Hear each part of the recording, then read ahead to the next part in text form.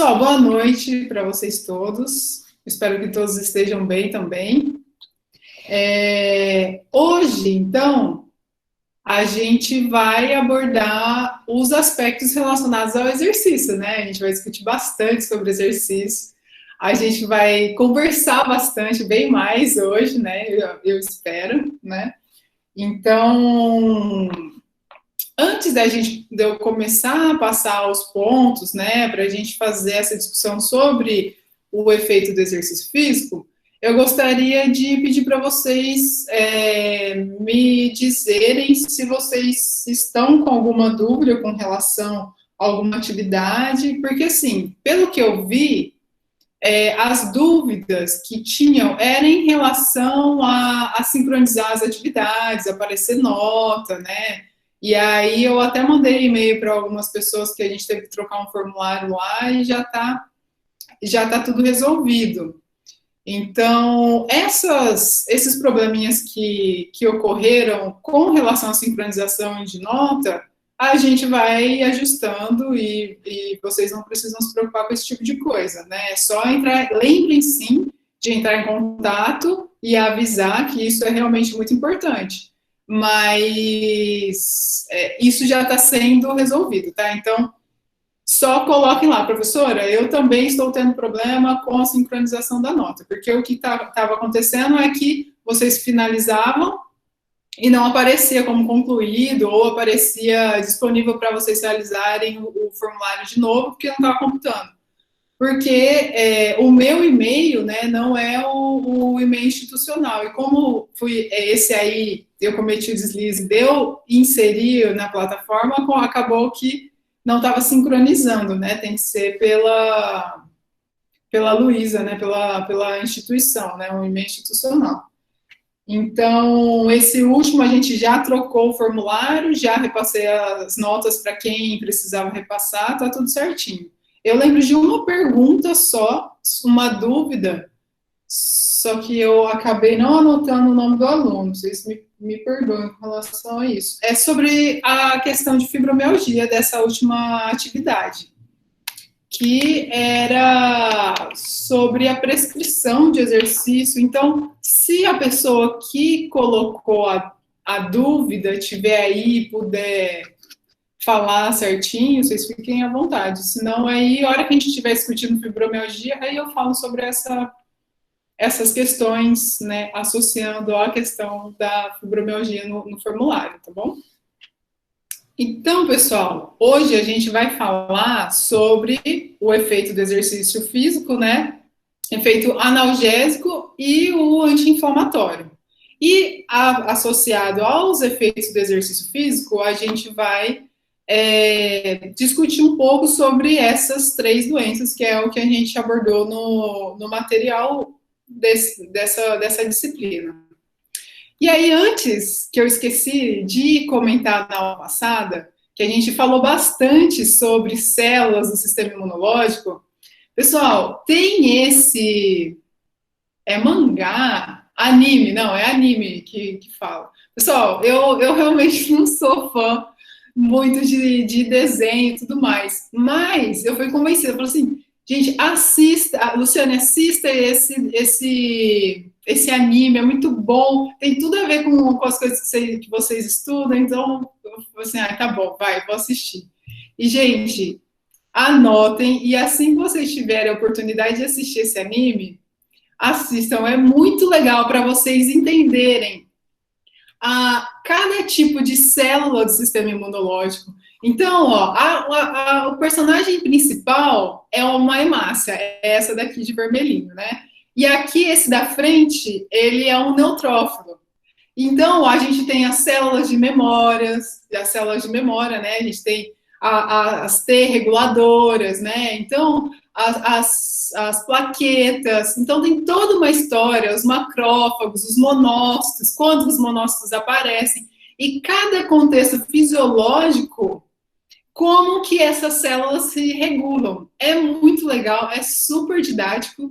Eu realmente recomendo fortemente que vocês assistam esse documentário, esse desenho, porque uma coisa assim que eu achei sensacional assistindo, eu assisti com os meus familiares, né? Então, a minha mãe, né, ela tem quase 70 anos, a minha mãe sabia me explicar qual que era a função de uma plaqueta, o que um eosinófilo fazia.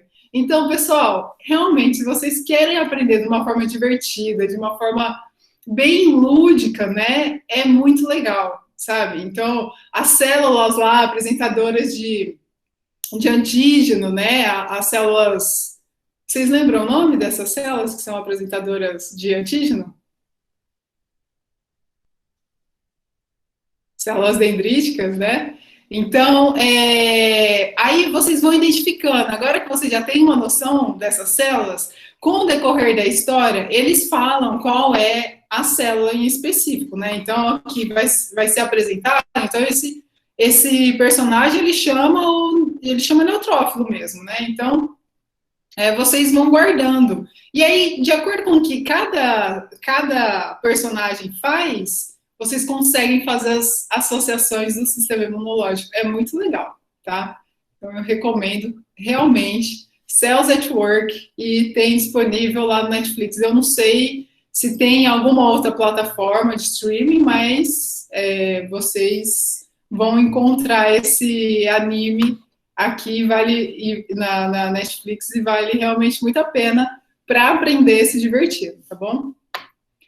E aí, pessoal, então, fazendo uma breve revisão, né, do que a gente comentou na aula passada, como que se instaura um processo de inflamação aguda e o que determina esse processo de inflamação aguda se transformar em um processo de inflamação crônica.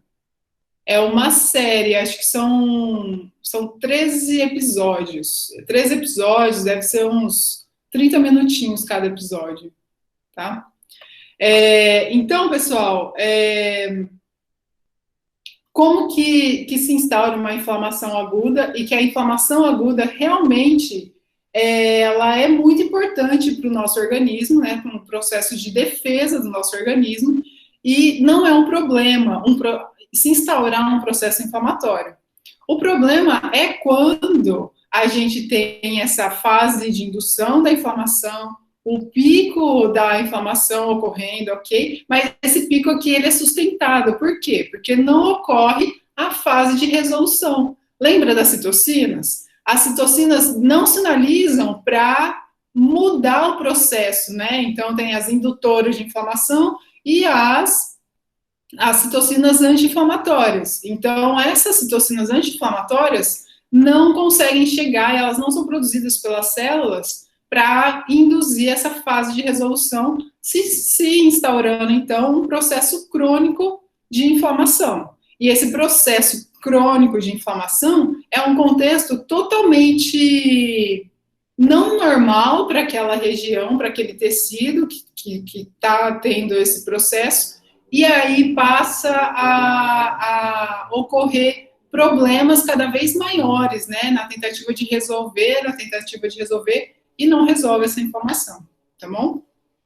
E aí, né, eu vou colocar para vocês estão bem quietinhos hoje, mas precisa que vocês comecem a se comunicar aí. Então, se vocês preferirem, né, vamos colocar no chat algumas coisas, alguns pontos para a gente começar a discutir sobre essa questão, que ela é muito importante, né? Como o exercício físico combate a inflamação? Quais são os aspectos que o exercício físico é capaz de induzir, né, a redução de um processo inflamatório? Ok? Então, vocês podem colocar aí no chat. Tá, então vamos lá. O Gabriel falou assim, mudança no perfil das citocinas. O Guilherme falou secreção de proteínas. E a Rafaele falou a relação dos músculos esqueléticos se comunicando com outros órgãos, por meio das miocinas. Por meio das miocinas. Galera, assim, lembra que no nosso plantão da aula passada, eu falei da importância das citocinas, né? Quais são as citocinas, o que elas faziam. As citocinas secretadas pelo músculo são chamadas de miocinas.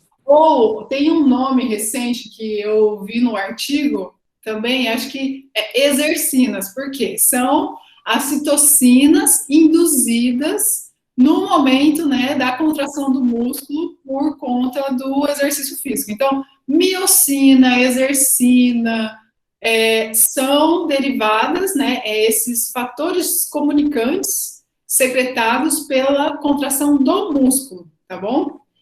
Por exemplo, uma citocina que é produzida pelo fígado, como que deve ser o nome dela? Porque miocina é por conta de ser um miócito, né? Por conta de ser uma célula muscular. Então, coloquem aí, o que vocês acham? Uma miocina produzida pelo fígado, como que ela deve chamar? Ou uma citocina produzida pelo osso, como que ela deve chamar? Porque aí são esses fatores de comunicação derivadas de um órgão específico que vai se comunicar com esses outros órgãos e levar a mensagem da onde ela vem, entendeu? Então, eu vi que ninguém respondeu aí de novo. Pessoal, vocês estão cansados hoje? Eu vou falar uma. Figadocinas. Na hora da zoeira a gente sempre entra. Você entendeu, Lu, você entendeu. Não é fibrocina, mas muito bom. Não é brincadeira, mas pode ser hepatocinas. Hepatocinas, porque a célula do fígado chama-se hepatócito. Então, é uma hepatocina, né? Do osso, osteocina, porque a célula óssea é o osteócito, né? Então, aí sempre da onde vem a célula, você sabe qual que é o fator comunicante ali, tá bom? Qual que é a citocina comunicante. Então, pessoal, há um tempo atrás, não muito distante, eu tinha lido um artigo que falava da Peterson mesmo, né? Que tem que foi quem primeiro propôs essa regulação que eu vou explicar agora das citocinas com exercício físico. E aí a Peterson falava que, nossa, a gente tem cerca de 300 citocinas aí sendo secretadas pelo músculo. Então, o músculo é um órgão endócrino, né? Super importante e tudo mais.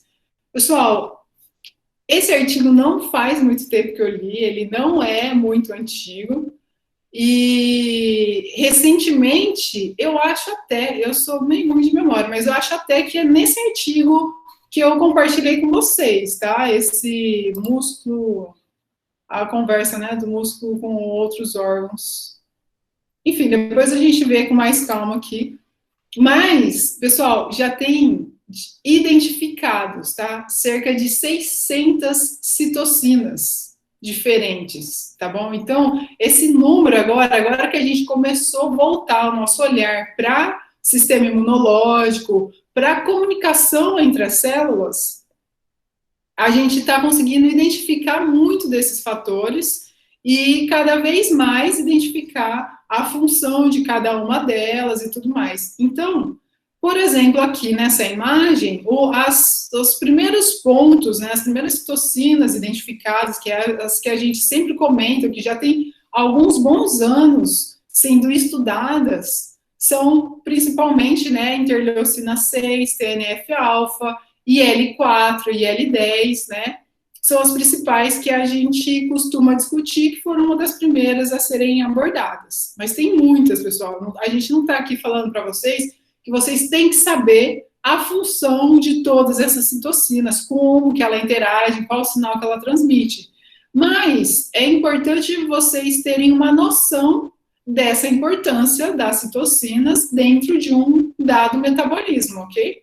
Então, se eu puder sugerir para vocês, principalmente da área, a gente que estuda a área do exercício, é que vocês deem uma atenção maior para IL-6, para TNF-alfa, IL-10 e IL-4. E aí os outros fatores mais pró-inflamatórios e anti-inflamatórios, a gente pode chamar, entre aspas, né, de secundários, mas a gente sabe que não significa que eles são secundários. Significa que a gente tem muito melhor conhecimento hoje, 2021, sobre o mecanismo de liberação, né, dessas citocinas, IL-6, TNF-alfa, IL-10 e IL-4, tá bom? Associadas ao exercício físico.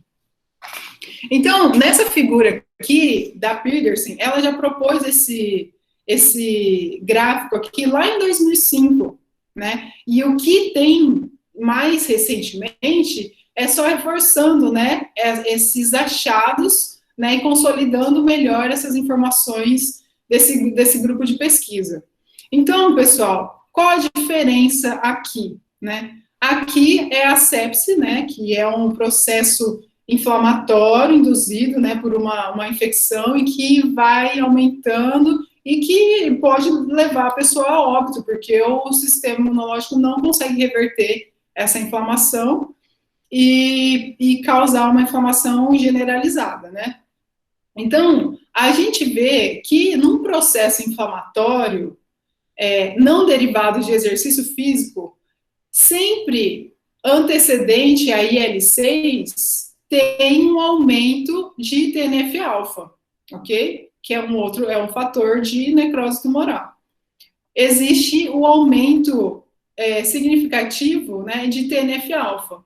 Já o exercício físico não tem esse aumento significativo de TNF-alfa. Então, a IL-6, que era conhecida como uma citocina pró-inflamatória, ela começaram a se questionar, falaram assim, ué, ela é inflamatória ou não é inflamatória?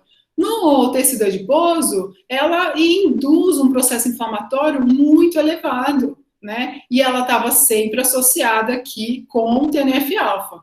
Só que aí no músculo, né, no miócito, isso não acontecia, não tinha um aumento conjunto de TNF-alfa. E aí foi onde a gente começou a entender, né?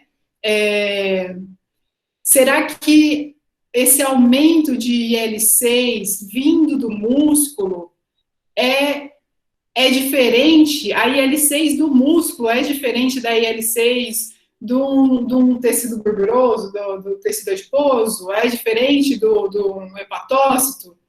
E aí, eu até coloquei no nosso material que teve um estudo que mostrou que, na verdade, a composição, a estrutura proteica dessa citocina, ela não era diferente, porque tem esse mesmo grupo de pesquisa aí da Peterson fez um estudo de administrar IL-6 na circulação.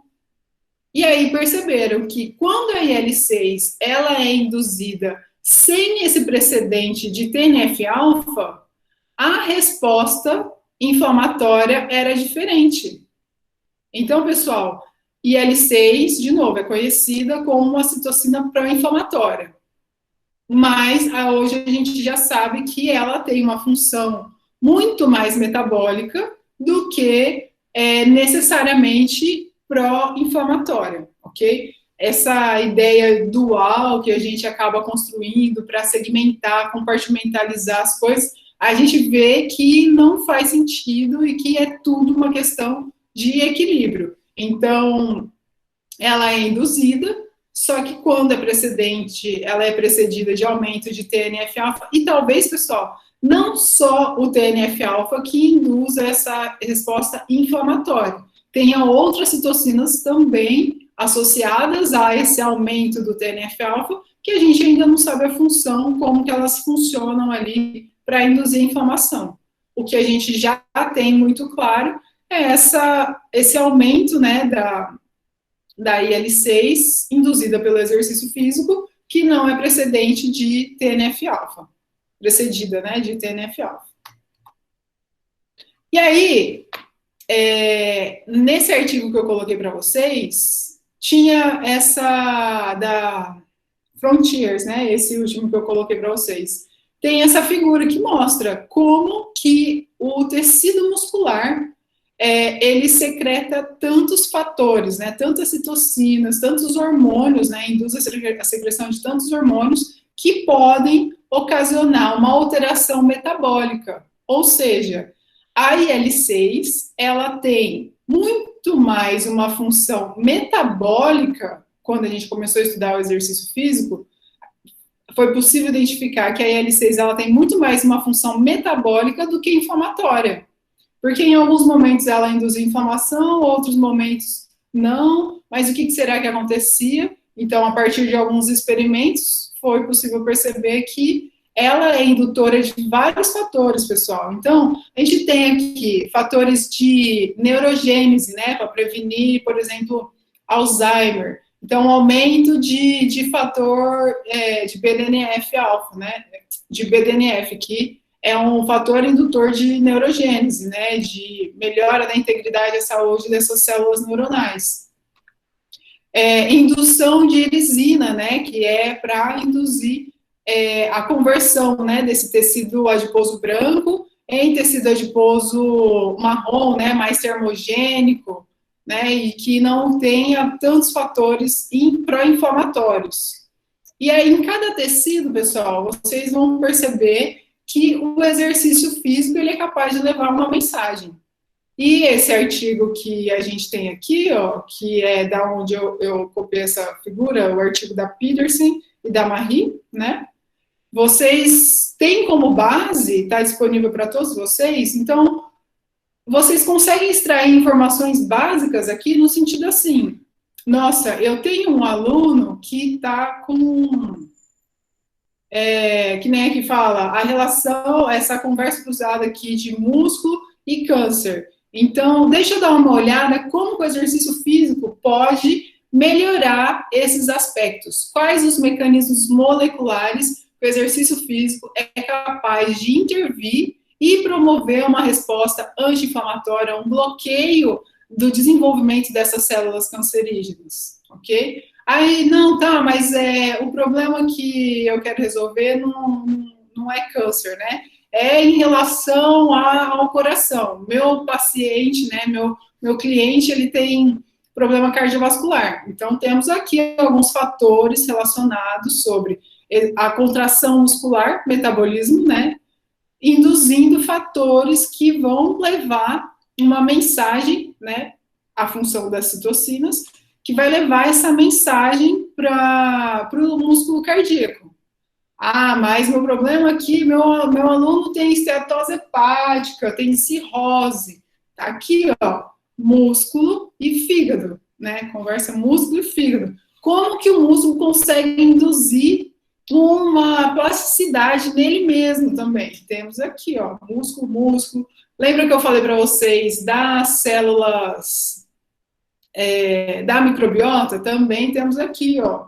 Então, vocês podem sempre, né? É muito importante que vocês busquem a informação específica que precisa. E quanto mais vocês buscarem a especificidade da informação, mais um tijolinho no conhecimento de vocês vão ir colocando, e aí ter essa visão um pouco mais macro de metabolismo, entendeu?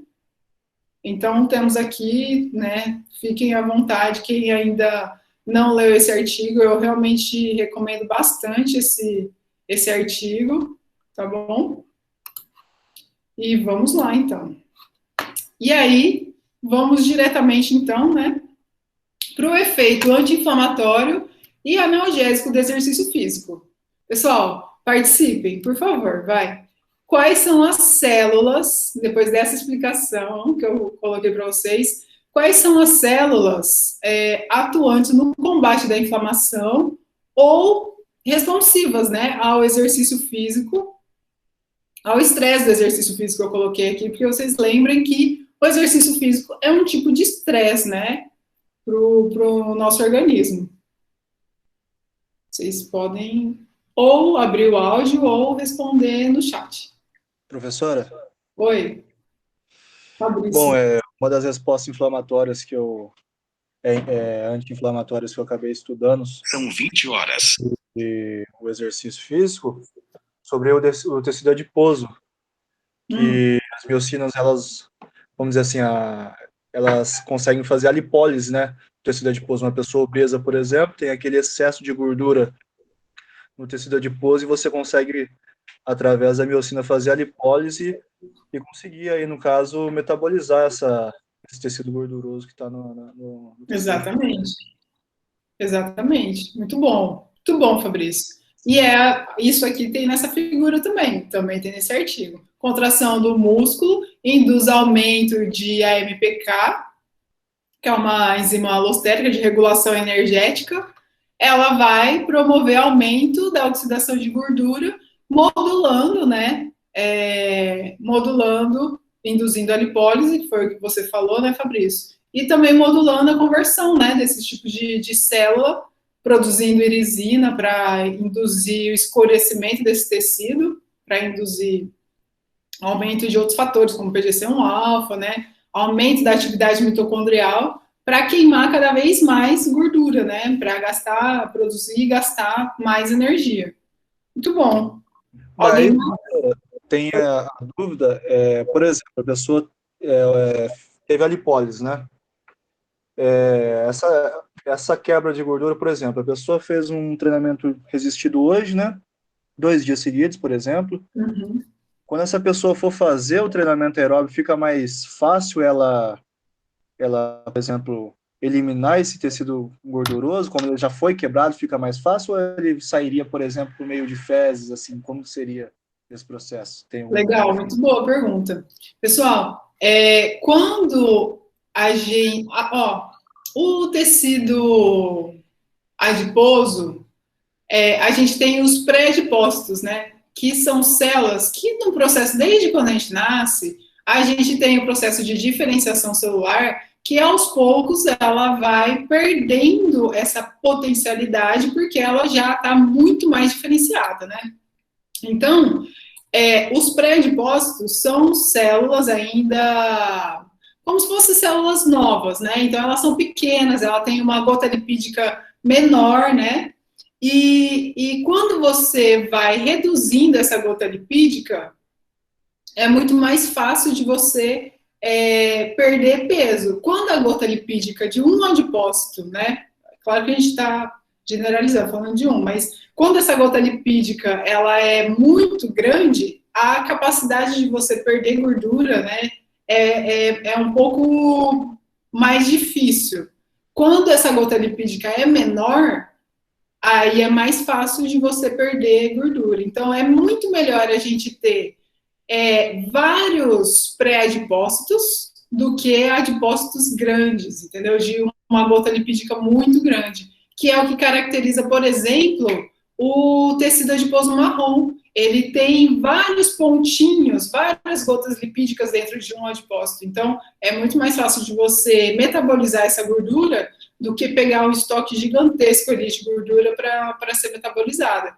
E aí, né, direcionando ao efeito do exercício, então, se você está, frequência, né, frequência da atividade física, se você está constantemente induzindo, né, essa sinalização de aumento de gasto energético, você vai conseguir ter um efeito muito melhor do que você fazer um exercício hoje, 5 dias depois, você faz exercício de novo, entendeu? Então, a frequência, realmente, ela é bem significativa para a perda de peso.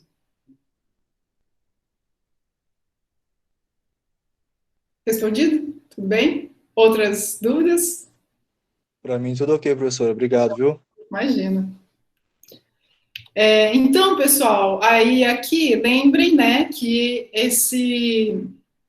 as células atuantes, né, são todas as células que eu apresentei para vocês. Eu achei que vocês iam incorrer algum erro aqui, né, eu até coloquei um outro exemplo aqui para explicar a diferença. As células, pessoal, é a célula óssea, é a célula pancreática, é a célula gastrointestinal, são as células do sistema imunológico, células renais, todas as células do nosso organismo respondem, né, ao estímulo, ao estresse do exercício físico, ok?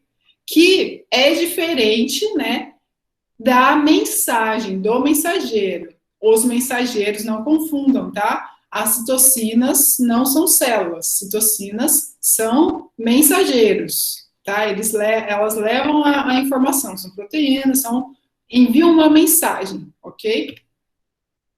E aí, pessoal, aqui também, outro efeito do exercício físico é o efeito analgésico, que é um efeito analgésico local.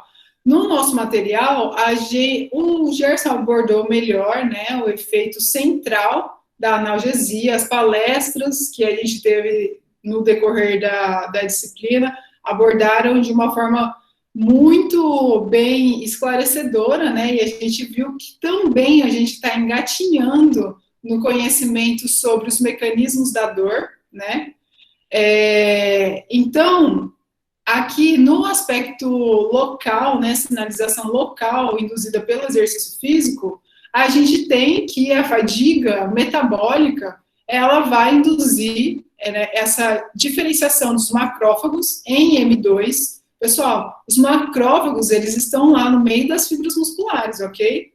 E aí, essa sinalização desses macrófagos M2 anti-inflamatórios vão induzir quais citocinas? Citocinas que a gente já conhece, que eu comentei com vocês, que são citocinas anti-inflamatórias. Pensem, lembrem lá, guardem essas duas, né? IL-4 e IL-10, ok? Então, essas citocinas anti-inflamatórias, elas conseguem induzir um bloqueio, né, dos nossos receptores, dos receptores de dor. Então, reduzindo a intensidade da propagação desse potencial de ação para o sistema nervoso central. Então, reduzindo o limiar de excitação, lembra lá do potencial de ação? A IL-10 consegue induzir uma redução ali dessa transmissão desse sinal e vai induzir uma menor propagação desse sinal de sensação de dor. Né? Então, o exercício é capaz de fazer isso. Por outro lado, a gente está falando de um aspecto metabólico, mas a gente já também sabe que o exercício físico, ele induz, né, hiperalgesia, né, ele induz a dor. Então, quem que, quando está treinando, não faz cara de sensação de dor, não para, porque está com muita dor muscular, a musculatura está queimando e tudo mais. Esses sintomas, né, são aspectos centrais, né, de indução da dor, porque o nosso organismo, ele tende a querer ficar em repouso, né, então, é como se fosse uma luta ali constante, né, de mecanismo central, mecanismo local, para manutenção dessa dor no momento do exercício físico. Esse efeito aqui, né, de bloqueio, IL-10 bloquear a dor, aí não é tão imediato quanto o sistema central está induzindo essa sensação de dor instantânea no momento da prática do exercício físico, ok? Leva um tempinho para ela ser efetiva. Tanto que quando a gente acaba uma sessão de exercício, a gente fala assim, nossa, não, eu vou fazer mais, mas eu comecei muito sem vontade, muito desanimada para começar, né? E aí, eu acho importante vocês lembrarem, né, antes da gente entrar especificamente nas doenças, que tem-se esse princípio FIT, né, F-I-T-T, né, o princípio FIT, que é importante vocês lembrarem dele, que para algumas doenças que a gente não tem bem claro o uso do exercício físico com relação à frequência, intensidade, tempo. Ah, professora, eu procurei artigo científico que falasse sobre, sei lá, uma síndrome em relação ao exercício físico. Eu não consegui ler a mensagem do Fabrício, Lu. Depois eu vou terminar esse raciocínio aqui do FIT, aí a gente fala. Relaxa, na verdade, eu só mandei porque ele tinha perguntado um negócio de lipólise, aí eu coloquei uns artigos aqui. Legal, então tá.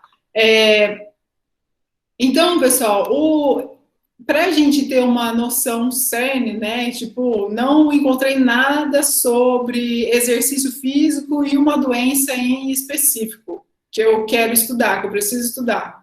Né, um protocolo ideal, adequado, bem consolidado na comunidade científica, vocês podem utilizar esse princípio. Lembra que a gente tem os princípios lá do treinamento físico.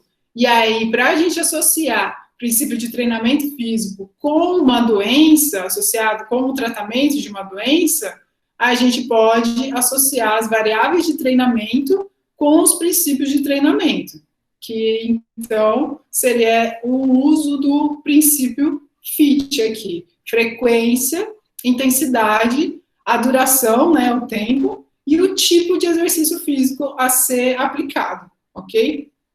Então, pessoal, por exemplo, se vocês têm uma situação em que já tem um artigo científico top, falando o melhor protocolo para se resolver, para ser aplicado na doença lá específica do paciente de vocês, lá tem osteoartrite, e tem um artigo lá já com passo a passo, fala de volume, intensidade, frequência, duração da sessão, em quanto tempo que tem uma resposta significativa da prescrição de exercício para tratamento da osteoartrite. Como que vocês devem proceder em relação à prescrição de exercício com o paciente de vocês?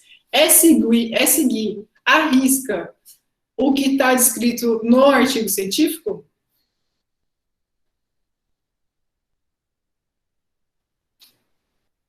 Acredito que não, professora. Ele deve servir como um parâmetro, né? Exatamente, pessoal. Por quê? A gente tem que atender a individualidade, aí voltando aos princípios do treinamento.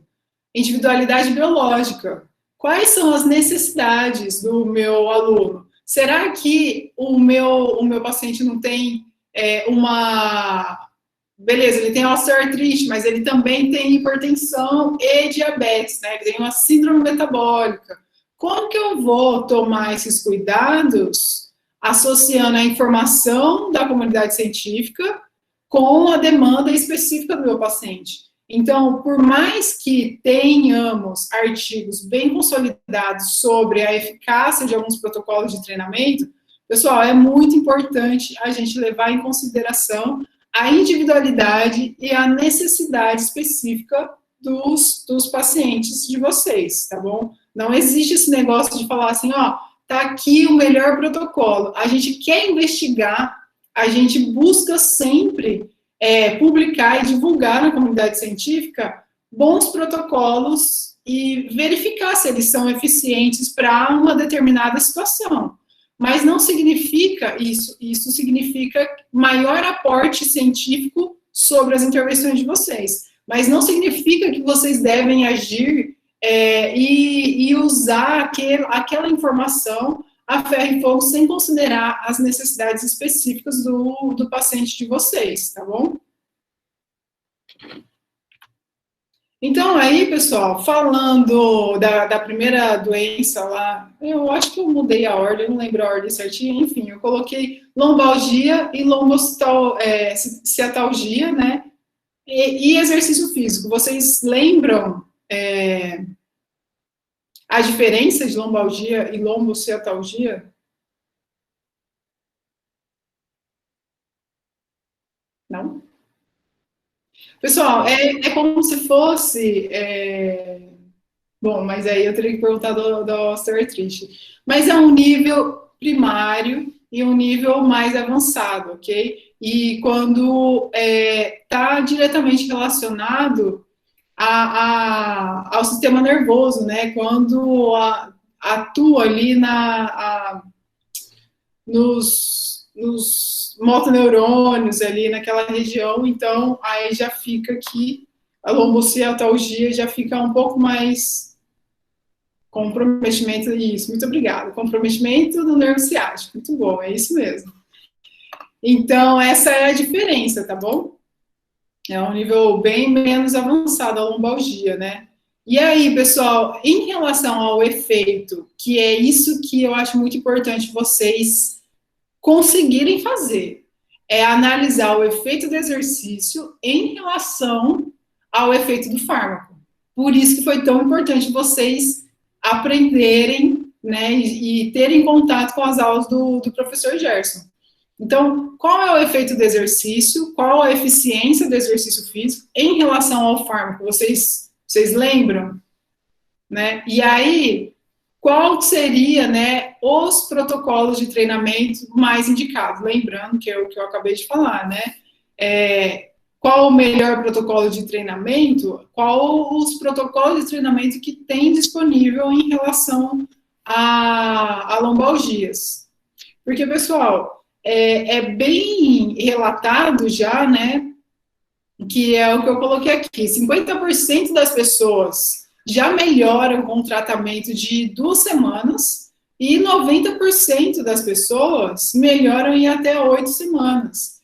Então, é muito importante, né, a gente não ter medo de prescrever exercício físico, de intervir com o exercício físico como uma ferramenta de trabalho, né, como uma ferramenta de tratamento efetivo para melhora do quadro, desses quadros de lombalgia, ok?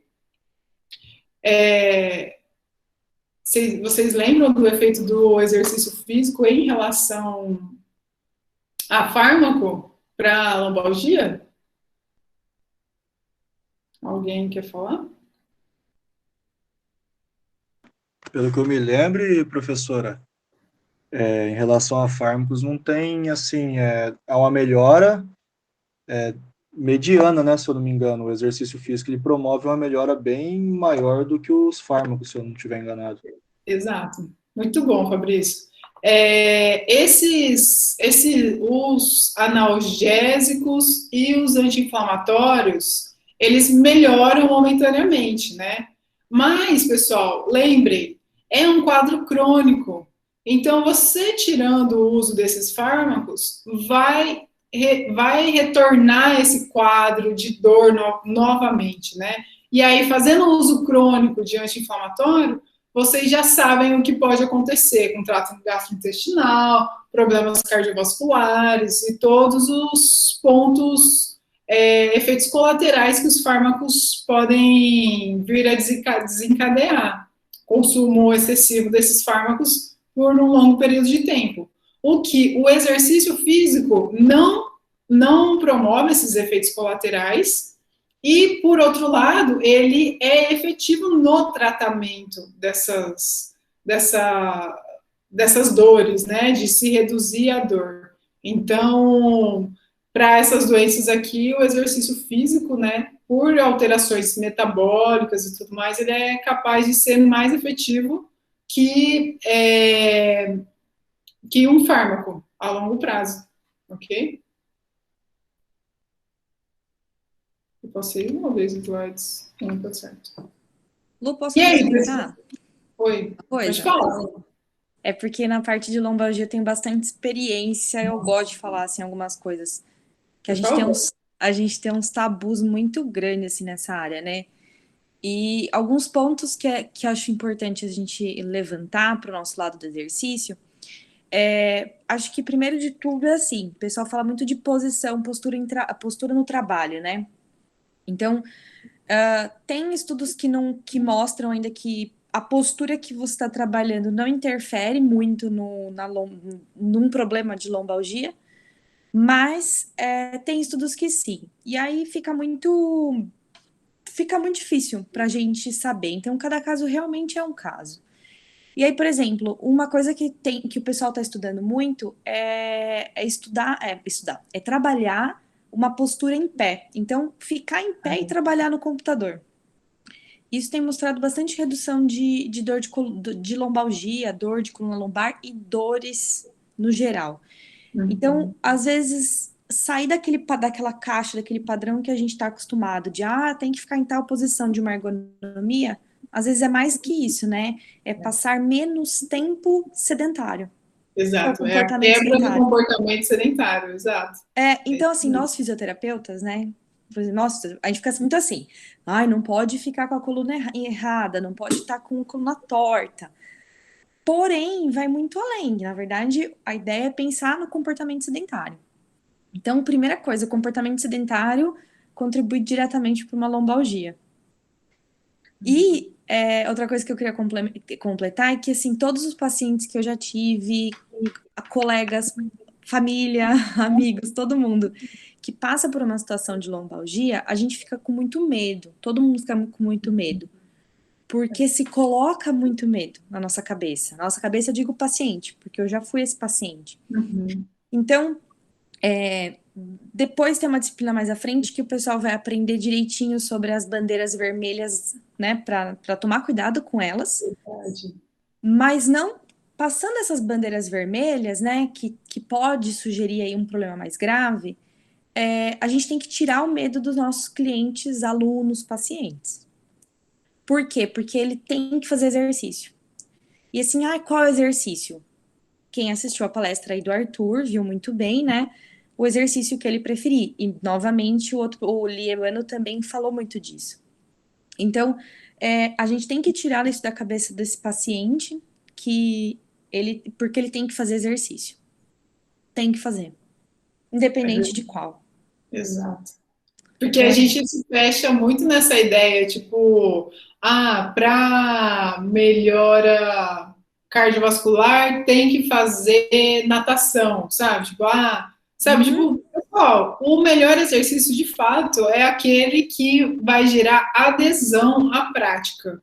E aí depois você ir migrando para outra modalidade, com o tempo, né, com a prática, já que você tem a adesão do seu aluno, você colocar situações diferentes, de estímulos diferentes de exercício, aí é muito mais fácil. Agora, você querer colocar uma pessoa que não pratica exercício físico para fazer já de cara um negócio que ela não gosta, que dói muito e tudo mais, é muito mais difícil, né? Então, é realmente isso, né? O exercício que a pessoa faça, né? exato. Muito bom. Era isso. Depois, lá mais pra frente, eu completo com parte. Pra frente, eu digo para vocês, alunos, daqui a 2 meses, eu acho. Eu completo mais esse assunto. Muito bom. Pessoal, então aí aqui a gente viu também sobre o efeito do exercício físico para fibromialgia.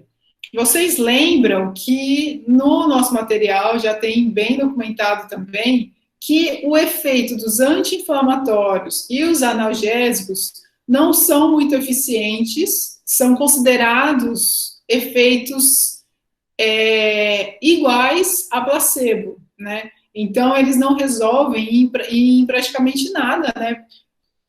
Teria o mesmo efeito, literalmente, né? O mesmo efeito que um placebo, né? Então, é muito mais fácil você convencer a pessoa de que, estou tomando alguma coisa ali, e ela acreditar do que efetivamente o efeito do anti-inflamatório e o analgésico, nesse sentido, para a fibromialgia. Aí há também, né, os fármacos antidepressivos, que aí já apresentam um efeito um pouco mais significativo. Com relação à progressão do conhecimento sobre fibromialgia, antes era discutido muito sobre os pontos de dor, né, os tender points, os locais específicos lá, aqueles vários pontos de dor, né, que tem uma hiperalgesia e tudo mais. Pessoal, os pontos de dor é uma visão, assim, um pouco que não é muito mais usada hoje em dia, tá? Porque o problema da fibromialgia são outros aspectos, né? A gente não consegue nem falar efetivamente que é uma doença autoimune também, um problema autoimune. A gente ainda não tem muita informação sobre a etiologia, né, como que a fibromialgia se instala normalmente após um trauma psicológico ou um acidente que a pessoa sofreu, sempre tem alguma coisa relacionada a um contexto depressivo que tem essas associações, mas a gente não tem publicações científicas que afirmem algum aspecto da onde que se surge esse contexto todo aí do desenvolvimento da fibromialgia. E aí, pessoal, novamente a mesma pergunta, né? Qual que é o efeito do exercício físico em relação aos fármacos para o tratamento de fibromialgia? Eu já dei a resposta, vai. Eu creio que tem bastante a ver também, professora, com acho que a liberação de endorfina também, né? Que reduz um pouco a dor desses pacientes. Muito bom. E o exercício, ele é capaz de induzir a liberação de endorfina? Sim, sim, com certeza. Muito bom. Mas então, pessoal, exercício físico ou fármaco, né? Que é melhor? Exercício físico, tá? Os fármacos, a gente é o mesmo contexto. Eles resolvem ali, não sendo, né? Porque é constatado que os analgésicos e antidepressivos, eles não, analgésicos e anti-inflamatórios não geram efeito significativo para o tratamento da fibromialgia. Os antidepressivos, sim, têm um efeito potencial, mas também fazendo uso desses antidepressivos a longo prazo, eles acabam perdendo a efetividade.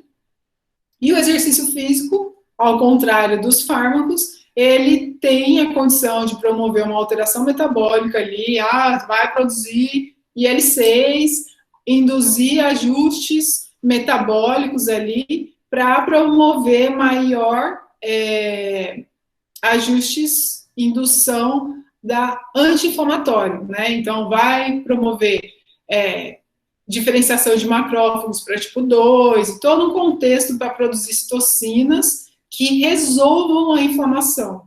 E aí, melhorando, né, a sensação de dor, por exemplo, da fibromialgia. Então, aí, o que a gente precisa, novamente, levar em consideração, né, é o tipo de exercício, pessoal. O tipo de exercício é o exercício que o paciente de vocês tem maior prazer em realizar. E aí, tem alguns artigos, né, inclusive foi o que eu coloquei ali para vocês darem uma lida, que já tem alguns estudos bons, né, falando, porque assim, melhor tratamento para a fibromialgia é o exercício físico. Mas qual exercício físico? Pessoal, todos os estímulos, né? Não estou falando de modalidade, mas todos os estímulos, né, de exercício, né, que é aeróbio, anaeróbio, resistido, enfim, eles são considerados efetivos para o tratamento da fibromialgia. Aí, aquele artigo também questionava sobre o efeito de alongamento, que não tinha muito claro o efeito do alongamento para a fibromialgia. E sim, ele é efetivo, né? Então, pessoal, as intervenções, né, as variáveis de treinamento precisam ser dosadas. Sabe o fármaco que a gente viu que tem a concentração, a taxa a taxa que tem, né, da metabolização desse fármaco?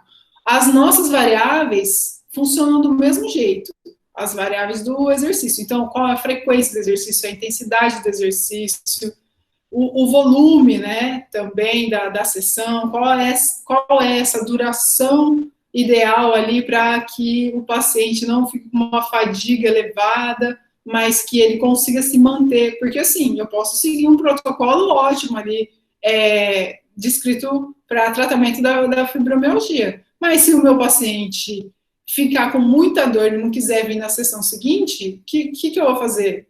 Com o melhor artigo sobre tratamento para fibromialgia, entendeu? Porque, ai, foi muito rápido, não vi. Lu, vê aí para mim. Então, pessoal, a dose resposta, que é a intensidade, frequência, duração do exercício. É isso que a gente tem que identificar no paciente, né? Qual que é a intensidade? Pessoal, tem estudos que mostram, né, elevada intensidade é muito eficiente para o tratamento da fibromialgia. Mas, novamente, né, ele está começando o treinamento, então não dá para vocês começarem já com elevada intensidade, porque senão Se ele ficar com uma dor tardia, né? Quais os critérios de análise que vocês vão utilizar para saber o efeito tardio daquela uma sessão de treinamento para esse paciente, entendeu? Então, a alta intensidade tem um efeito significativo, sim, mas ela tem que ser inserida aos poucos, né? Até que o seu paciente consiga desenvolver aquela sobrecarga de treinamento, né? Então, não esqueçam, né? E o pessoal de educação física deve entender melhor quando eu falo sobre os princípios do treinamento, né? A especificidade, a sobrecarga, né? É muito importante a gente conseguir fazer uma associação dessas variáveis ali para identificar a intensidade da modalidade do exercício físico, tá bom? Então, frequência, duração é muito importante. O efeito a longo prazo desse tratamento, então, a dose, né? Por quanto tempo? Eu fiz uma sessão hoje. Quanto tempo que eu preciso para gerar um outro estímulo? Eu devo já gerar amanhã, 2 dias depois, né? A gente vê que, tipo, é ideal você induzir uma pessoa saudável, a pessoa treinar todo dia, 30 minutinhos ali, é o ideal. Só que uma pessoa que está com uma condição física debilitada, está com dor e tudo mais, é óbvio que a gente precisa ajustar essas cargas para, então, chegar a valores considerados normais, ok? E aí, né, associar, a gente precisa de muita pesquisa, né, esse quarto ponto aqui, que é associar o efeito do exercício físico com outras estratégias de tratamento também, ok? Que a gente não tem esse tipo de informação ainda, né? Lu, a dúvida do Carlos era justamente sobre intensidade. Porque ele fala assim, ó, porque uma das questões da prova, da avaliação, levanta essa dúvida sobre alta intensidade e dor tardia, e por isso não sendo recomendado em nenhuma situação de fibromialgia. E por isso não sendo recomendado em nenhuma situação. Isso. Tá desse jeito na questão? Não sei, eu não vi, eu não lembro da frase. Eu não lembro, eu vou dar uma olhada. Carlos, você lembra como é que estava a questão? Eu acho. Carlos, acho que foi você que perguntou, Não. então, né? Professora, oi, boa noite. Boa Fui eu noite. que perguntei lá. Na verdade, é uma das alternativas de uma questão, né? Aham. E aí ela traz, e eu fiquei muito em dúvida, assim, porque eu reli o material, li o material, só que eu não tinha lido os artigos. Falei, será que algum dos artigos traz essa questão, né? Falando assim, ó, no paciente, na fibromialgia, mesmo que você comece, progride, a intenção era mais ou menos essa da pergunta, eu não lembro ao certo a pergunta. Mas era assim, você não usa em nenhum momento alta intensidade, você não pregride para uma intensidade alta por conta dessa dor tardia, né? Essa hiperalgesia tardia. Aí eu fiquei em dúvida, eu falei, gente, mas parece que eu não lembro de nenhuma situação. E essa deve ser uma alternativa que é considerada errada, então. Que é para não ser assinalada. Isso, foi o que eu pensei. Eu falei, porque eu não lembro, né? Ai, que bom, porque eu achei que assim, nossa, será que tá desse jeito? Não. Era uma das alternativas, e aí, assim, você poderia assinalar ela. Não lembro se é as corretas. Eu fiquei em dúvida. Falei, não, eu acho que não, porque não lembro. Olha aí, ó, entregando na história da prescrição do exercício de uma recomendação totalmente avessa. Ué. Mas obrigado. Ô, Carlos, eu tô com a prova aberta aqui.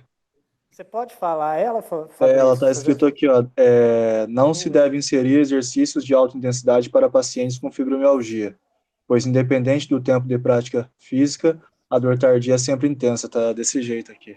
Eu falei, gente, como no universo da prescrição tudo depende, esse independentemente aí, acho que tá equivocado. Mas a professora respondeu na fala dela anterior. Obrigado. Muito bom, muito bom. Então vocês entenderam, né? Eu acho que a gente deu a resposta aqui, eu só acho. Não, entendi sim. Mas é interessante, é legal de pensar assim, que eu gosto de associar esse não só a fibromialgia, mas a fibromialgia, quando a gente, não sei se alguém aqui já atendeu, né? Atendi várias mulheres com fibro. E essa é um paciente que eu falo, toda vez que eu tento ensinar, né? Eu falo assim, pensa quando você tá com muita dor, né? Tipo, uma dor. Você tá uma semana com dor. Qual que vai ser o seu humor e sua vontade de fazer um exercício físico? É verdade. Esse tipo de paciente, geralmente mulher, né? Ele chega pra gente com um mês, 1 ano, 2 anos, 3 anos de Nossa. dor. E nada resolveu.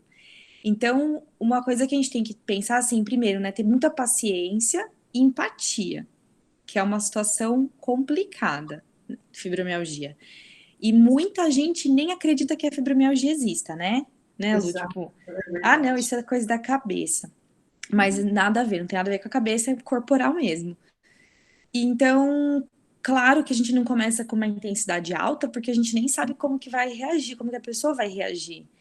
Então, tanto que muitas relatam pra gente, assim, que demora 2 meses até sentir que teve qualquer ganho no exercício. Sendo que a gente, com uma pessoa saudável, em uma semana a gente vê, né, um resultado. A gente fala assim, É nossa, verdade. parece que a pessoa ficou mais forte, né? Que é um resultado ali local, neuromuscular. Então, claro que a gente pode evoluir para uma dor tardia, para uma intensidade alta lá para frente, assim, num determinado momento. Mas é uma situação que envolve muito conhecimento, muita paciência, muita empatia e saber que essa pessoa vai ter um humor provavelmente depressivo por um tempo. É. E, pessoal, eu acho importante também, porque a gente sempre fala dos pacientes, né? Mas eu acho importante também a gente discutir um olhar nosso como profissional, porque às vezes a gente vê tanta regra, tanta gente falando tem que ser assim, tem que ser assado, um bom profissional faz isso, um mau profissional faz aquilo, aquele tratamento é correto, aquele tratamento é errado. E, pessoal, a partir do momento que a gente tem o conhecimento e a gente sabe buscar as fontes de informação coerentes, de qualidade, a gente parece que entra em paz, né, com o raciocínio que a gente tem na nossa cabeça sobre a progressão dos tratamentos, né? Porque, pessoal, médico, por exemplo, médico, quando vai prescrever algum medicamento, às vezes ele erra, às vezes ele acerta, aí volta lá, ajusta a dose. Então, pessoal, entenda que isso é sim um processo e que a gente não tem que acertar sempre de primeira, sempre fazer o melhor tratamento, e aí, tipo, mas o outro profissional fez do outro jeito, daquele jeito não é certo. Pessoal, a gente tem que profissionalmente focar no desenvolvimento das nossas habilidades e tentar contribuir com a comunicação interdisciplinar, né, multidisciplinar, para a gente conseguir resolver o problema dos pacientes, né, para que esse paciente se sinta acolhido, porque eu acho que para um paciente nada melhor do que ele perceber que o médico, que o fisioterapeuta, o nutricionista, um profissional de educação física estão conversando sobre ele e se preocupando, e que tem uma equipe, de fato, que está preocupada em resolver o problema dele ou dela, enfim. Porque senão fica aquele bate-bola, diz que o profissional X agiu errado e tudo mais, só que, sabe, tipo, um nutricionista, entendam, um nutricionista não vai ter a base teórica que um profissional de educação física tem. Ele pode se especializar em nutrição esportiva? Pode, mas ele não vai ter o conhecimento lá de programas de treinamento, periodização de treinamento, princípios e tudo mais, como um profissional formado em educação física. Então, a profundidade de conhecimento que vocês, como profissionais, que a gente, né, que eu também sou formada em educação física, tem para conversar com outros profissionais, eu aprendo muito com a Luísa, eu aprendo muito com o Guilherme, eu aprendo muito com outros profissionais de outras áreas, que são nutricionistas, a Lu é fisioterapeuta, e a gente não tem que saber tudo, né? Isso é muito importante que vocês tenham esse olhar, que vocês estão constantemente em um processo de aprendizado, tá bom? Isso é muito importante, porque a gente fica se cobrando, eu preciso saber, e se preocupando com o que os outros dizem sobre um determinado assunto, sem sentar a bunda na cadeira, estudar e ver como que funciona. Então, vai lá, para um tempinho, estuda, vê como funciona, que vocês vão conseguir direcionar uma linha de raciocínio muito melhor, ok? Então, é importante a gente ter esse olhar com nós mesmos, tá bom? E aí, deixa eu passar aqui para o próximo. Ah, não, é aqui.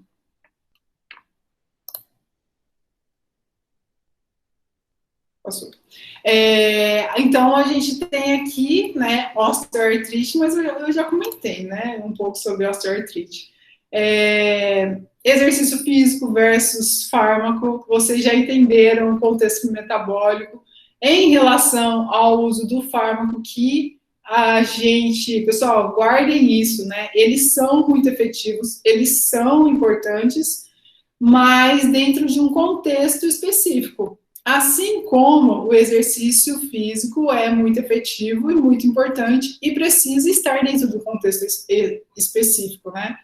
Então, o exercício físico, né, vai induzir liberação de L10, né? E ele tem esse efeito, né, no osteócitos, né, para induzir, né, as osteocinas, né, e reduzir a degradação, né, a atividade osteoclástica, que é a degradação do osso, ok? Então, reduzindo a atividade osteoclástica, que é por conta, né, a contração muscular, induzir L10, aí L10 consegue reduzir essa sinalização, para de degradar a matriz óssea. E aí se reduz a degradação óssea, prevenindo a degradação, né, a osteoartrite e mais profundamente, né, a osteoartrose. Exercícios, né, pensando em aspectos de treinamento. Exercícios de alta intensidade pode ser utilizada, sim, para osteoartrite, ok? E, de novo, né, pessoal, identifiquem as necessidades e as condições do seu paciente, ok? A comunidade científica já tem estudos que mostram a efetividade de treino cardio, de treinamento resistido, ok? Precisa induzir ganho de força, né, principalmente. Ok, mas como que está a musculatura desse paciente de vocês? Vamos começar por um aumento de hipertrofia? Pode ser, porque aumento de hipertrofia, você consegue trabalhar com uma ampla gama de possibilidades em relação à intensidade. Você consegue induzir hipertrofia em baixa intensidade, consegue induzir hipertrofia em alta intensidade também. Então, colocar lá para fazer 20, 25 repetições com baixa intensidade vai induzir uma capacidade, né, plástica ali, hipertrófica na musculatura, e aí, em um segundo momento, já dá para vocês irem induzindo, colocando incrementos de intensidade maior para o tratamento de osteoartrite.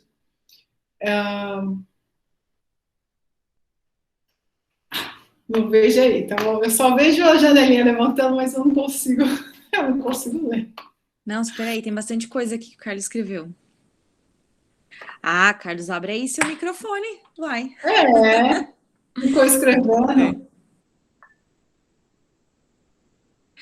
Foi a pergunta que ele colocou aqui. Professora, essa questão para mim, ela não me entra na cabeça, assim, ou o enunciado dela, ou é uma pegadinha muito grande, assim. A intenção não é fazer pegadinha, mas vamos lá. Talvez acaba... É porque o enunciado fala que tem duas alternativas corretas. Né? E aí, deixa eu abrir lá, que aí eu vou tentar explicar ponto a ponto para ver onde que eu estou errado, né? Quer que eu leia, Lu? Pode ler.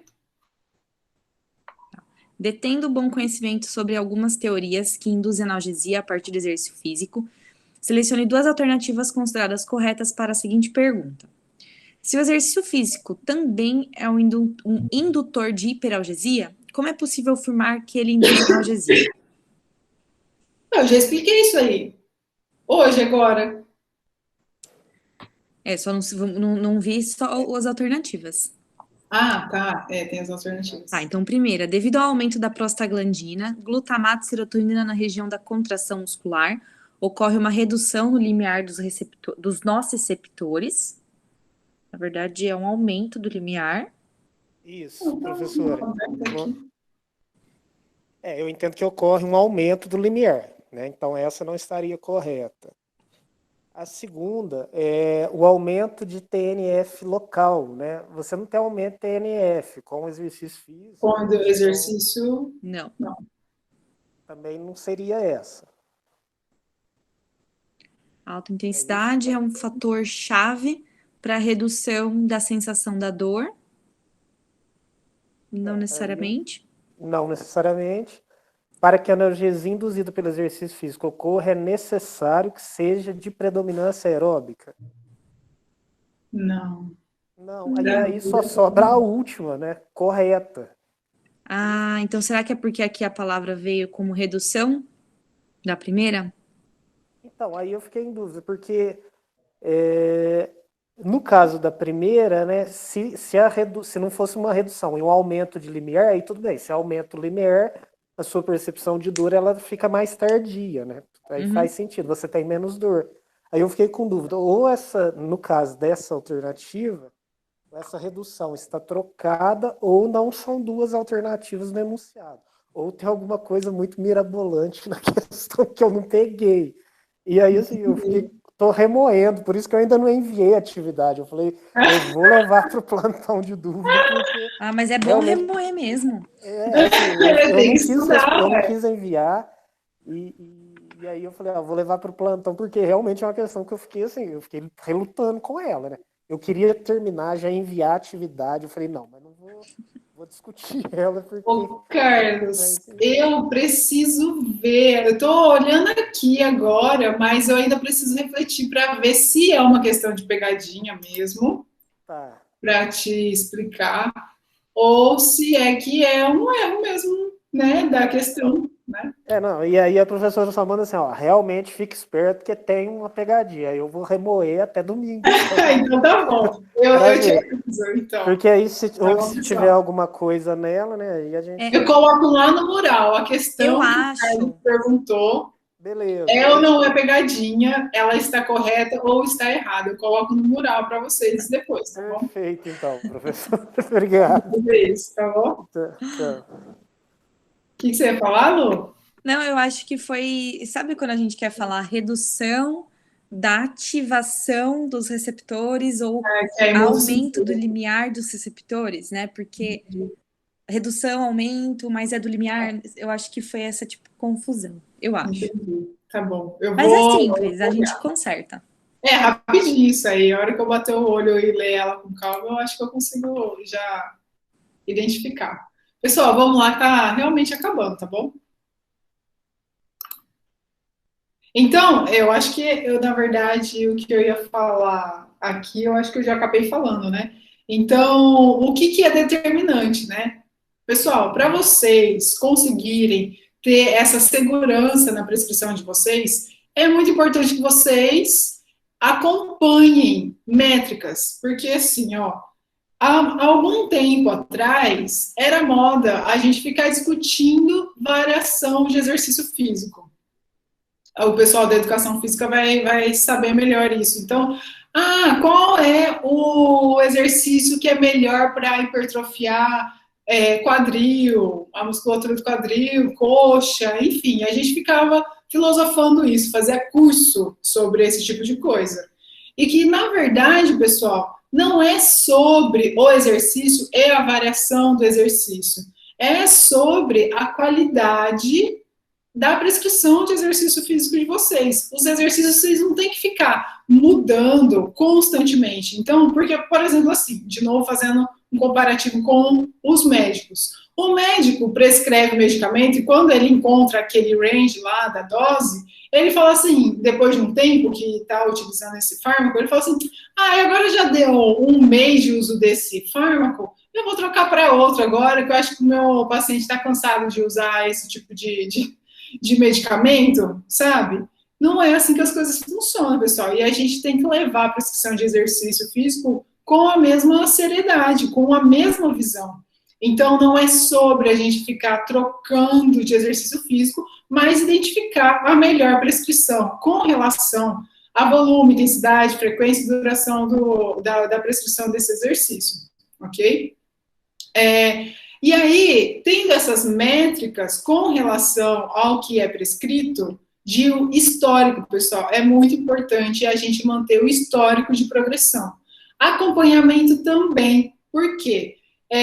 O paciente, o cliente de vocês, relata, eu não dormi bem essa noite, aí a sessão de treino não é tão eficiente, né? O que aconteceu? Ele comeu um churrasco no dia anterior, tá pesado, tá difícil de fazer exercício. Então, vocês conversarem esse tipo de coisa e ter esse entendimento um pouco mais metabólico das substâncias auxilia muito, de novo, na segurança de vocês prescreverem e saber o motivo que o paciente de vocês não está conseguindo fazer exercício, ou se efetivamente vocês precisam trocar a prescrição de exercício, só reduzir a intensidade, reduzir a frequência, reduz a intensidade, mas aumenta a frequência, ou o intervalo de recuperação, modular essas variáveis para garantir que a sessão, o volume total semanal, seja significativo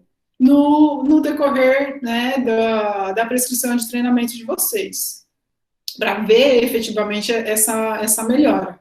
E aí, pessoal, pesquisa, né, que eu falei assim, nada melhor do que a gente se aprofundar ao entendimento das necessidades, né? Então, conversar com diversos profissionais que possam nos colaborar para a gente fazer uma boa prescrição de exercício físico, né? De reabilitação, no caso dos fisioterapeutas. Então, pesquisar, estudar o caso específico, procurar artigo científico, buscou uma informação aqui, esse artigo fala que é bom por conta do mecanismo XYZ fazer exercício em alta intensidade. O outro artigo fala que não. Então, vamos entender um pouquinho mais o que tem em um artigo que não tem no outro. E, pessoal, sinceramente, quanto mais a gente faz isso, mais fácil fica esse processo. Porque eu entendo, assim, a gente já passou, né, iniciantes também, a pesquisa científica. Era muito difícil encontrar um artigo científico de qualidade e conseguir extrair informação científica, informação de qualidade daquele artigo para um entendimento aplicável. Mas conforme a gente vai fazendo isso, a gente vai melhorando. É que nem treinar, né? A gente começa a treinar pouquinho e com o tempo a gente percebe que a gente melhora muito. E fazer pesquisa, buscar, estudar, a gente vai fazendo isso paulatinamente e melhora em vários aspectos que deixa de ficar tão difícil assim, com o tempo, tá? E aí a questão, né, dos erros e acertos que devem ser descritos e analisados também. Pessoal, eu tenho um artigo científico que foi publicado na Nature Reports, que é uma revista científica de bastante impacto científico. Mas, pessoal, vocês não sabem o ponto que foi a questão inicial desse artigo. Eu estava trabalhando, né, no último pós-doutorado que eu fiz lá em Montreal, com dieta. Lembra que eu falei para vocês que eu estudo transporte reverso de colesterol, né? E a gente estava analisando o efeito da dieta hiperlipídica e hiperglicídica. Então, pessoal, é o que a gente queria simular, essa dieta de hambúrgueres, doces, loucamente cheia de açúcar e gordura, tá? Então, a gente fazia uma análise experimental com alguns ratinhos, né? E na hora, né, da coleta de tecido para analisar o fígado, a hora que eu peguei o fígado daqueles ratinhos, eu percebi que na vesícula biliar, todos os animais que tiveram a dieta hiperglicídica e hiperlipídica tinham pedra na vesícula. Todos eles. A vesícula deles estava preta. E foram 4 semanas de dieta hiperglicídica e hiperlipídica. Mas, assim, era muita gordura, tá, pessoal? Era basicamente sempre comer essas constantemente, né? O tempo de vida metabólica de um rato é muito diferente do nosso, né? Então, 4 semanas para um rato poderia representar 2 anos para a gente, né? Mais ou menos isso. E todos eles que tinham essa dieta tinham essa alteração. E no meio da minha pesquisa, eu não estava analisando metabolismo, formação de pedra na vesícula, ácido biliar. Eu estava analisando um mecanismo de colesterol, mas nada de bile. E aí eu comecei a tirar foto, fiquei intrigada, o que será que está acontecendo? E comecei a guardar essas informações todas. Pessoal, aí acabou que a gente conseguiu produzir um artigo científico com alta qualidade, né? E publicar numa revista científica, de um negócio que surgiu do nada, simplesmente porque a gente analisou, viu que tinha um negócio diferente ali e começou a fazer o acompanhamento. E a gente perdeu 2, 3 animais sem ter essa análise, perdemos, mas olha o número que assim que a gente percebeu essa alteração, a gente começou a coletar esses dados. Então, erros e acertos, né, devem ser descritos e analisados, porque uma coisa que pode ser um erro, pode ser um fator-chave para você identificar uma alteração metabólica, uma alteração sistêmica ali do paciente de vocês. Então, isso também gera um aspecto de segurança profissional para vocês, tá bom? E aí, para concluir, pessoal, é que a partir da conclusão desse material, a gente tem aí mais uns 3 dias, né, dessa disciplina, mas é esperado que vocês consigam, né, compreender a dosagem, né, que a dosagem do exercício físico, ela é, sim, determinada pela intensidade e frequência, né, com que é administrada.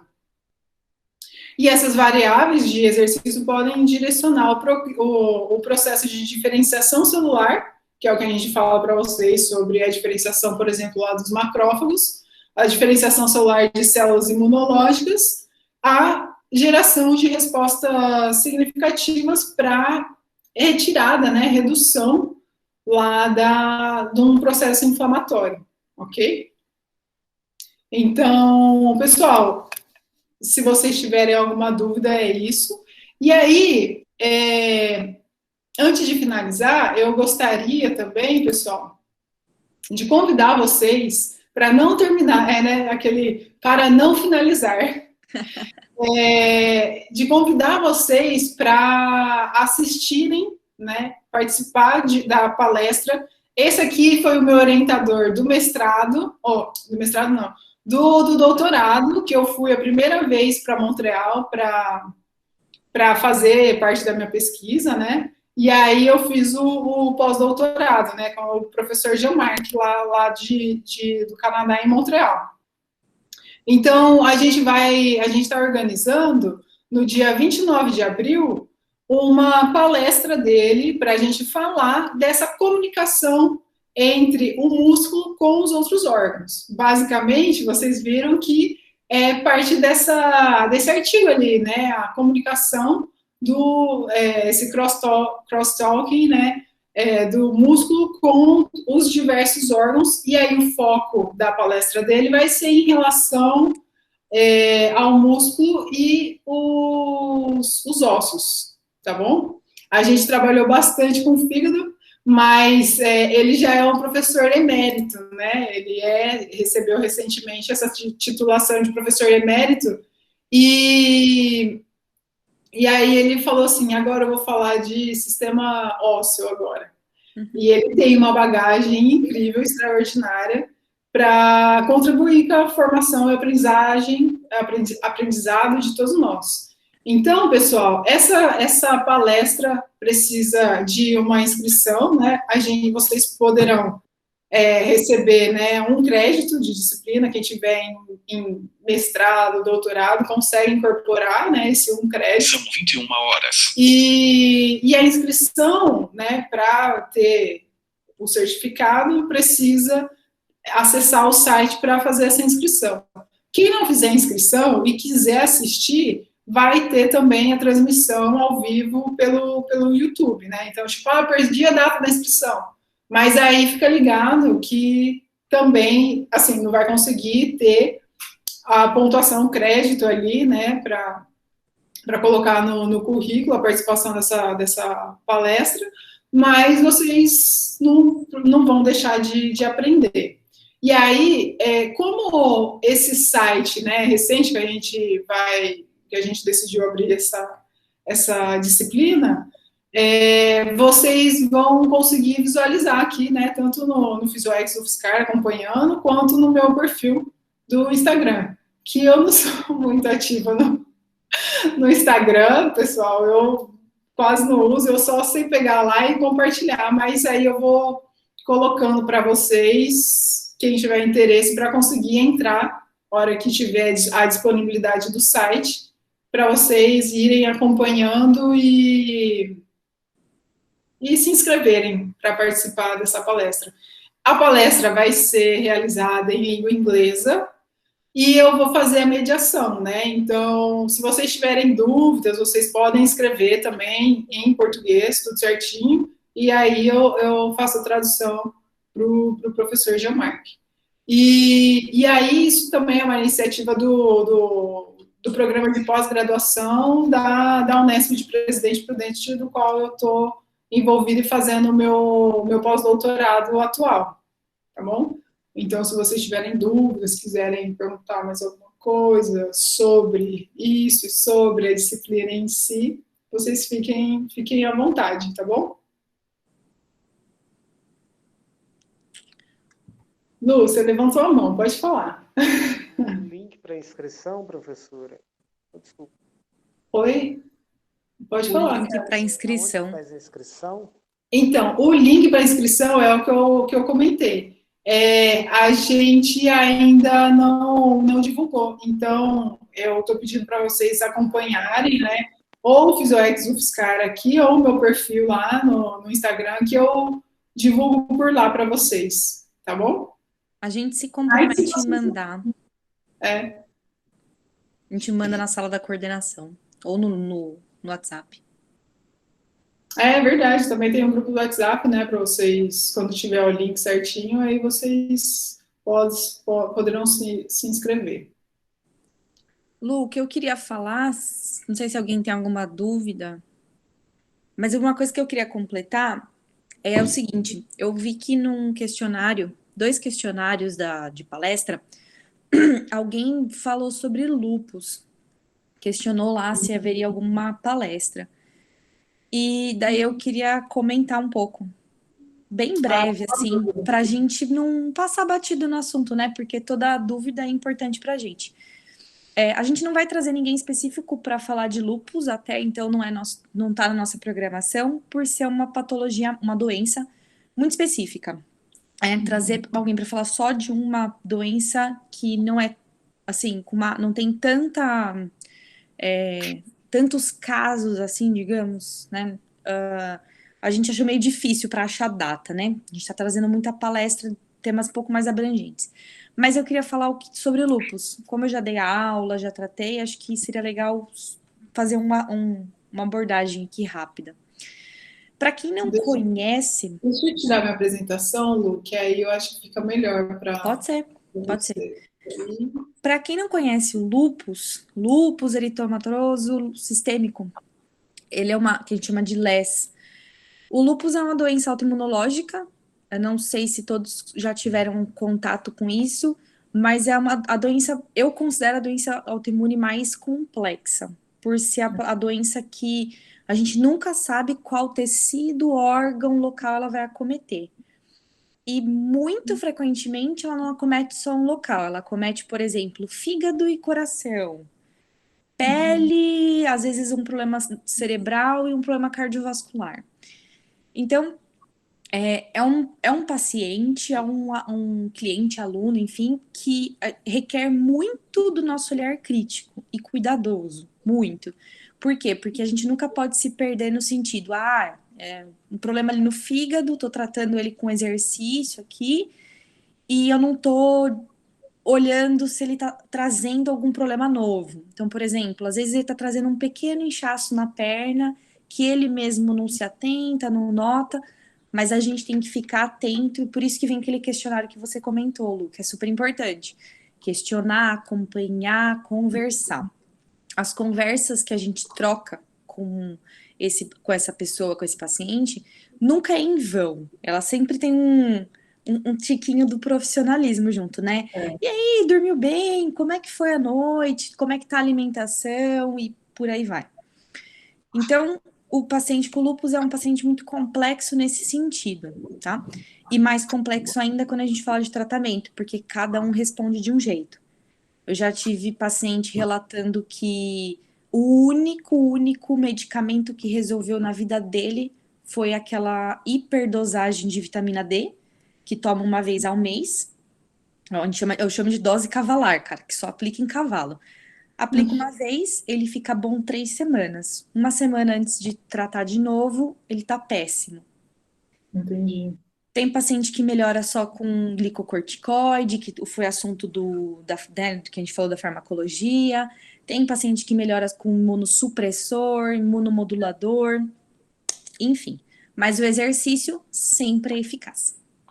Isso que é a nossa vantagem. Então, eu separei acho que 3 artigos aqui, que são os mais novos, deixei até eles abertos, e um deles até separei, acho que eu vou colocar 4 na plataforma para os alunos, mas para mostrar o quê? Que não tem muita evidência do que é melhor, que é o que você falou. Não vai ter o exercício que vai resolver todos os problemas. Não vai.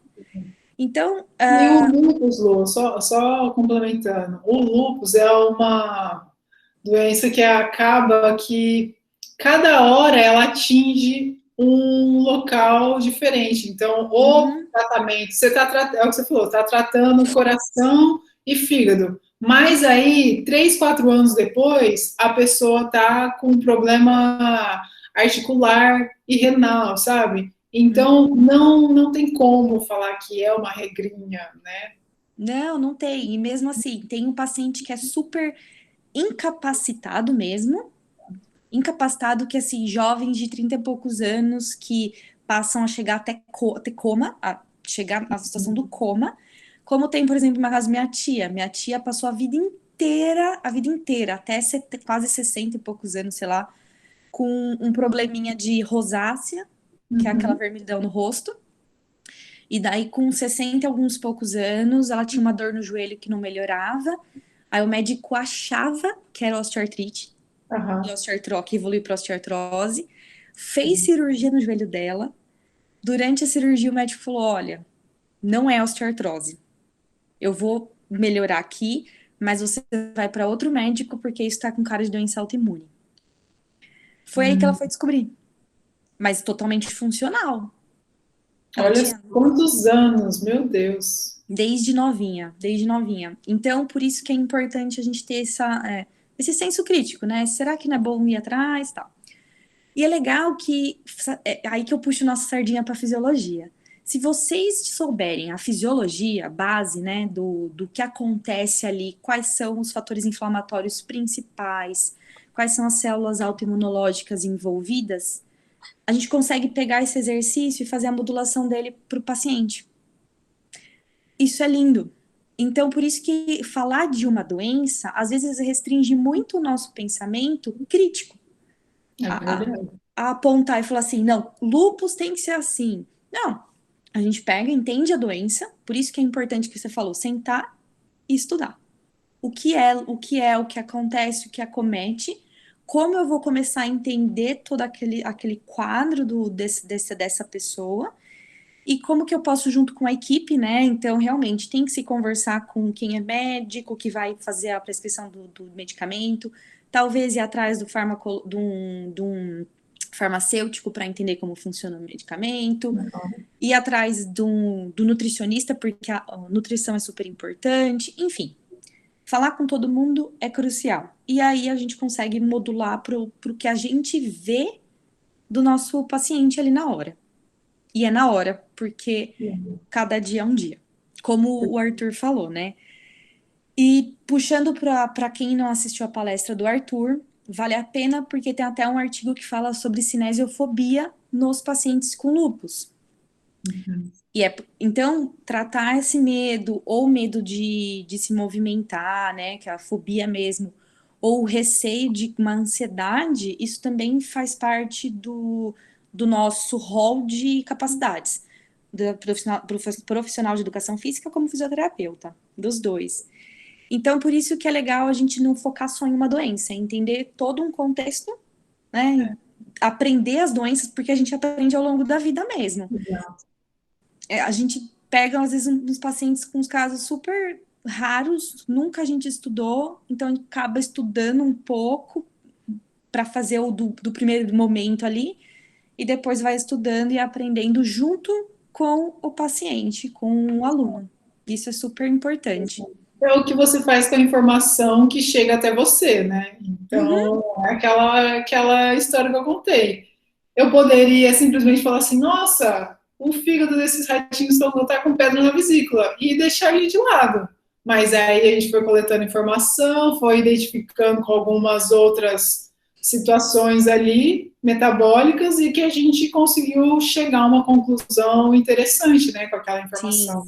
Sim. Então, mas é isso mesmo. E daí, só para finalizar com o exercício, para quem tiver curiosidade, eu vou passar os artigos, mas o principal aí, que é mais recente, ele mostra que, até então, que parece trazer bastante eficácia nesse paciente com lúpus, são exercícios aeróbicos em intensidade entre limiar aeróbio e antes do limiar de compensação respiratória. Então, é aquela história, moderado, né? Intensidade moderada, 3 vezes pelo menos na semana, sair do comportamento sedentário, fugir desse comportamento sedentário. Treinamento resistido pode ajudar, mas eles falam que ainda não tem evidência suficiente. Mas a gente sabe o tanto que é importante, o tanto que é bom. Mas por isso que é casar a ciência com a prática do dia a dia. E vai que vai.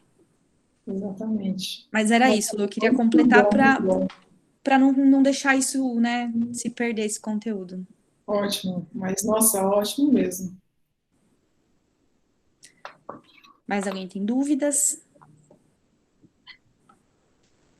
Carlos, terminando aqui, no máximo amanhã cedo, tá bom? Aí eu já coloco lá no mural o caráter dessa questão, tá bom? Vocês têm até para responder, então tá tranquilo.